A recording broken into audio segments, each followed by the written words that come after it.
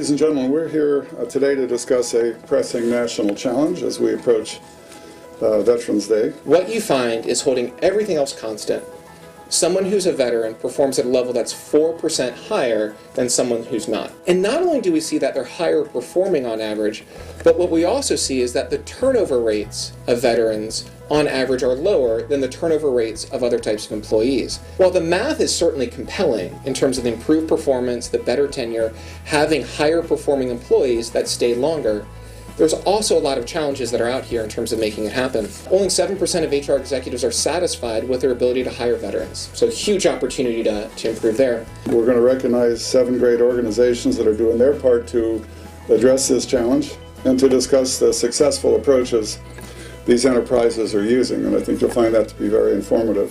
The SEAL Distinction Award recognizes those organizations that provide veterans the highest levels of effectiveness and efficiency. We want to ensure we're maximizing the number of veterans we can help. And so we focus on identifying and funding the most effective and efficient nonprofits. And when we find them, we fund them and we help them grow.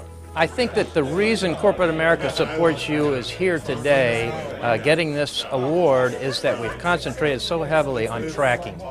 It's a way to measure success, it's a way to measure failure, it's a way to measure how many people we've placed and our cost per hire. We've mostly been able to take advantage of the network of thousands of chambers of commerce across the country, have hosted hundreds of job fairs with partners across the country for veterans, military spouses, and transitioning service members. Through those fairs, over 1,500 different organizations have hired more than 21,600 veterans and military spouses over the past 2.5 years. We make sure that there's a good fit, that we've trained the veteran to be ready to work for this particular employer. Then we contact the employer on their behalf. We let them know that we have a pre-screened candidate that is a good fit for this specific job, how we're saving them time and money by doing that pre-screening for them, and then connecting them with the veteran, getting them scheduled for an interview. Veterans by nature are humble people. They're taught that they don't do anything as an individual. It's all unit or squad or fleet or division.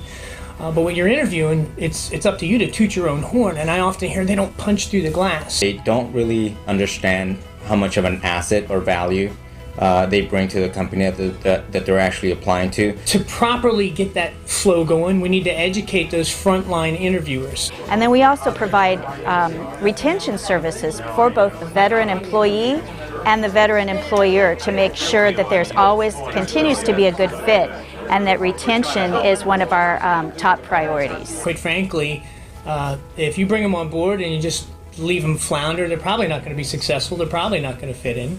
That's probably true of any employee, though. There you go, right? But if you create a roadmap for them, if you give them a battle buddy, identify the internal veterans in your organization, so they just got a point of contact. If you just do some of these little things, the chances of your culture accepting that individual, much higher, much higher. PTSD is an issue, TBI is an issue, physical injury is an issue, but what about the 80% who get out and have to transition into a new community and a new environment and they do just fine? The number one cause of PTSD in this country are car accidents. This is not a damaged population. These are folks you want to hire because it's going to be the right thing to do, and there are extraordinary benefits to your bottom line for doing so. Turn that person from a job seeker clicking apply to a job description and crossing their fingers hoping somebody's going to call, and turning them into a job hunter, empowering them with the knowledge to be able to go out and control their own job search. When we do all of those things, it seems that they're better prepared to go out and find a job.